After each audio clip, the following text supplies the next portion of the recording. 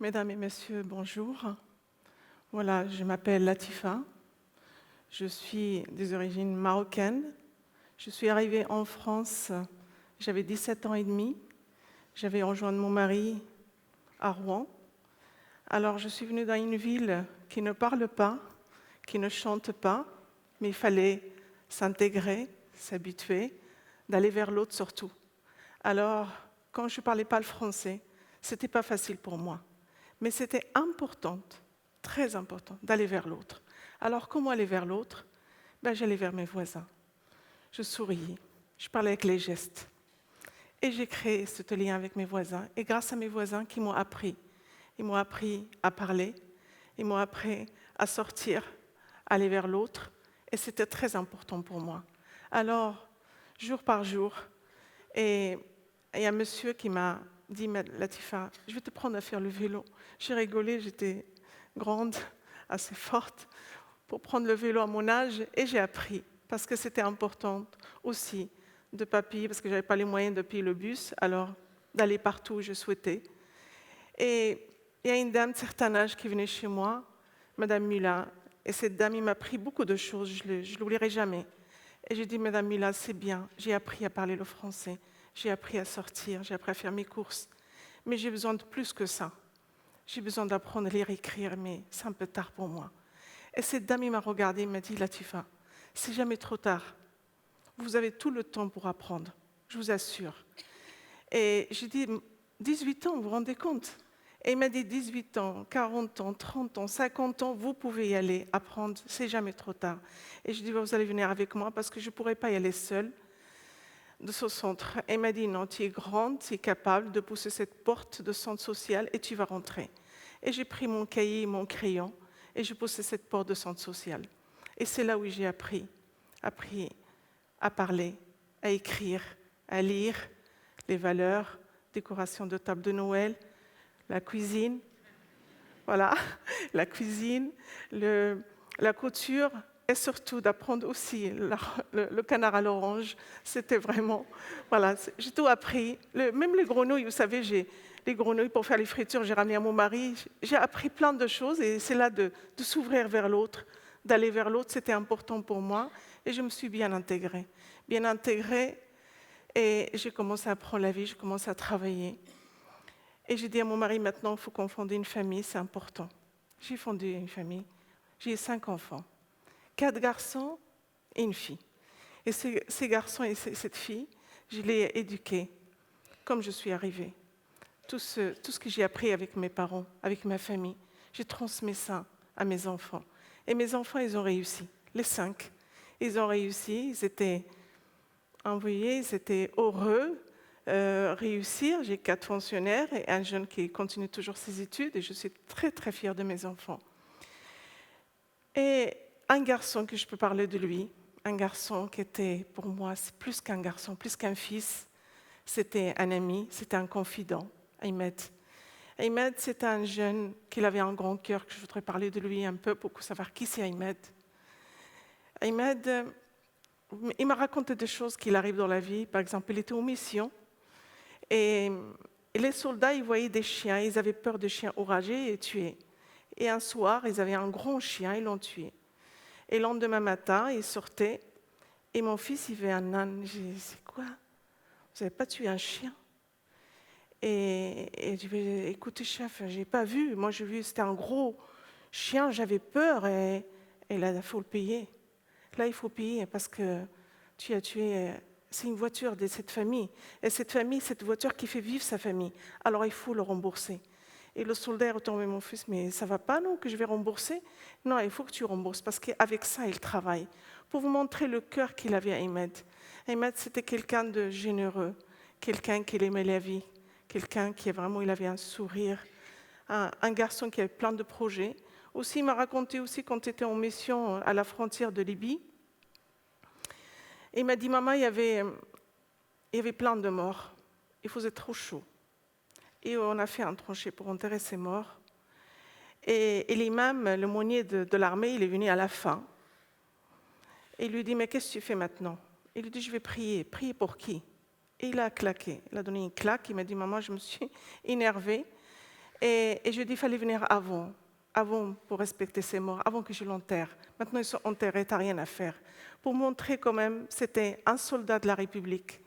C'était un des origines marocaines et il respectait sa religion. Et il faisait tout en même temps. Un soldat pratiquant, respectueux, citoyen, républicain.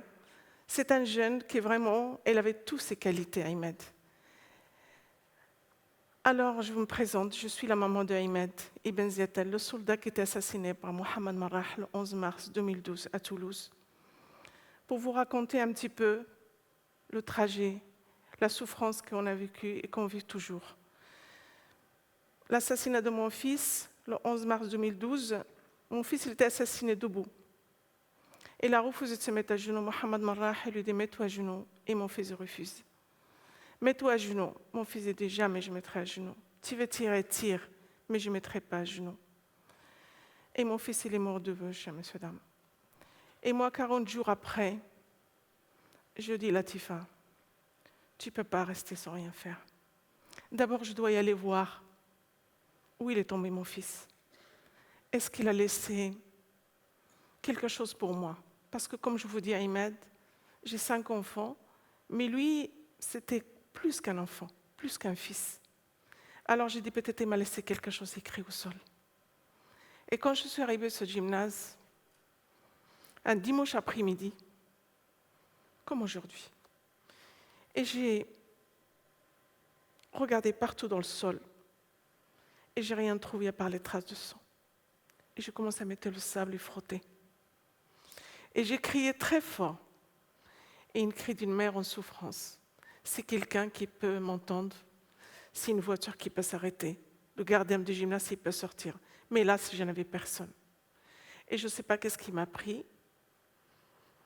Je me suis baissée, j'ai dit à Ahmed, je te promets, je trouverai l'assassin.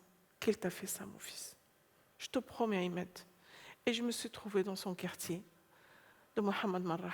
Et je tombais sur des jeunes. Et je posais la question, s'il vous plaît, savez-vous où il habite Mohamed Marrah? S'il vous plaît.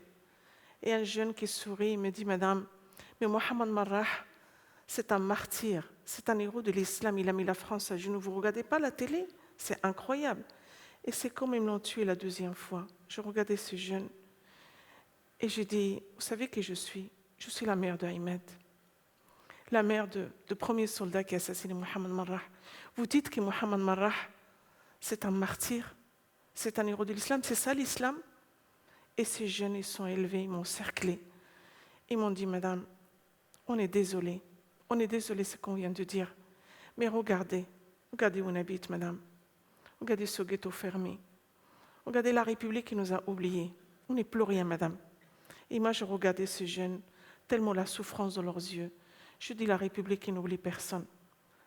On n'est pas à la charge de la République. Toi, qu'est-ce que tu vas donner à la République? Moi, j'ai donné. La République m'a accueilli. Et moi, j'ai donné à la République. Alors c'est à vous aussi de sortir de là, de chercher votre chance. Parce que la chance, c'est vous que vous pouvez la chercher. Il n'y a personne qui peut la chercher à votre place. Alors il faut bouger. Et ce jeune, il me regarde et me dit, madame, merci, mais vous êtes courageuse de venir jusqu'à ici. Et j'ai regardé ce jeune, j'ai dit, vous savez, j'ai fondé cette association et je ne savais pas comment utiliser, mais je vais tendre la main ceux qui étaient l'origine de ma souffrance.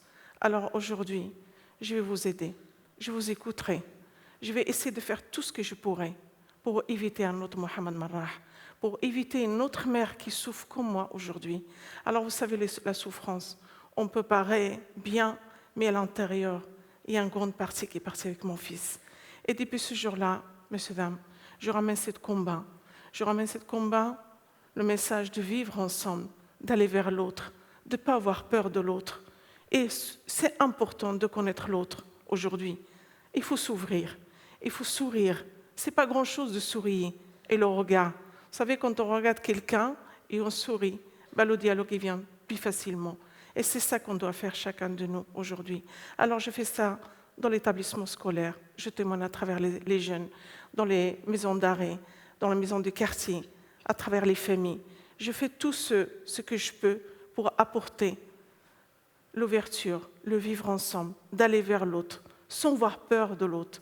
Et tous, on a un moteur ici qu'on doit le démarrer pour avancer dans la vie. C'est ça que je apprends aux jeunes et de s'ouvrir, de parler. J'ai fait aussi des voyages.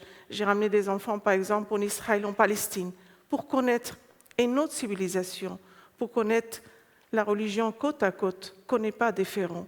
L'ouverture vers l'autre, c'est très important. Voilà ce que je fais aujourd'hui. J'ai fait plein de projets, plein de démarches. L'association Ahmed pour la jeunesse et la paix, je voulais faire au nom de mon fils, parce que Ahmed, c'était un soldat de la République. C'était un jeune vraiment qui était merveilleux, qu'il aimait la vie, il aimait servir la République, on était fiers de lui. Et aujourd'hui, cette souffrance, elle est là, mais on doit aller en avance. C'est très important. Voilà, messieurs, dames, j'espère que vous regardez le vidéo pour voir un petit peu mon fils, quel travail qu'il fait l'association et comment on démarche aujourd'hui vers les jeunes. Les jeunes, vous savez, dans les quartiers, on dit que les jeunes, ils n'arrivent pas. Je vous assure, il y a des gens qui ont des talents magnifiques, des talents formidables. Mais malheureusement, on juge les jeunes de quartier. Mais il faut y aller, il faut aller sur le terrain pour voir.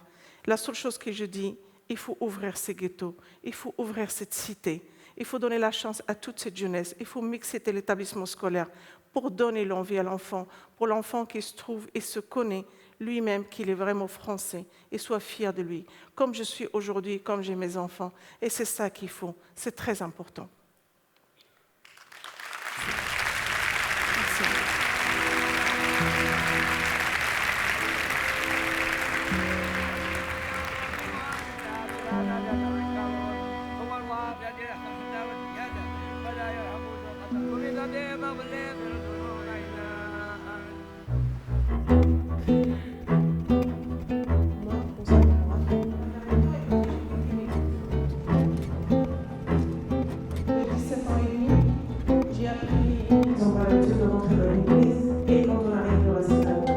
Parce qu'aujourd'hui, moi, quand je vois des gens, ils sont en prison, ils ont des enfants au Maroc, en France. J'ai ramené des enfants en Israël, en Palestine, pour connaître c'est quoi. Et c'est là qu'on peut faire du bien, soit l'un, soit l'autre. Merci, merci beaucoup.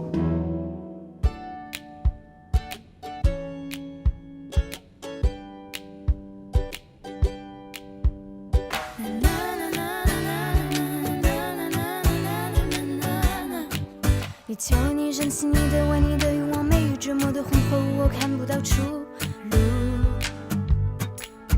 我不知道怎样说才好，我怕把一切弄糟，全搬回家，许多的想法在无脑，不停喧嚣，密密麻麻的遮住了我的心跳。我不知道怎样说才好，我怕把一切弄糟。全搬回家，许多的想法在胡闹，不停喧嚣，密密麻麻地遮住了我的心跳。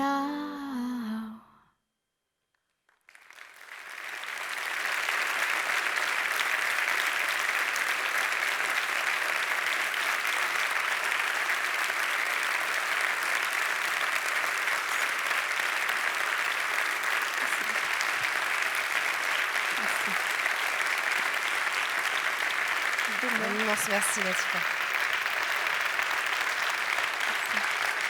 Merci beaucoup. Merci.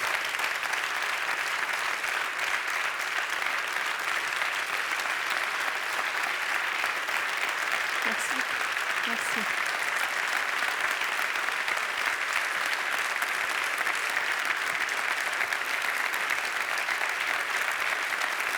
Merci beaucoup. Merci.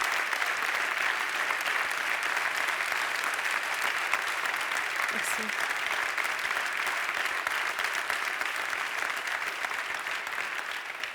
C'est pour ça que je vous dis l'association aujourd'hui. J'ai sauvé deux gens convertis à l'islam, que j'ai tout fait pour les aider, pour qu'ils ne partent pas, pour sauver leur vie. Il avait des autres. Et je ne sauvais pas mal de jeunes aujourd'hui. Voilà, l'association AIMAD pour la jeunesse et la paix, elle sert pour le vivre ensemble, pour aller vers l'autre et de ne pas peur de l'autre. Merci beaucoup, messieurs, dames. Merci à vous.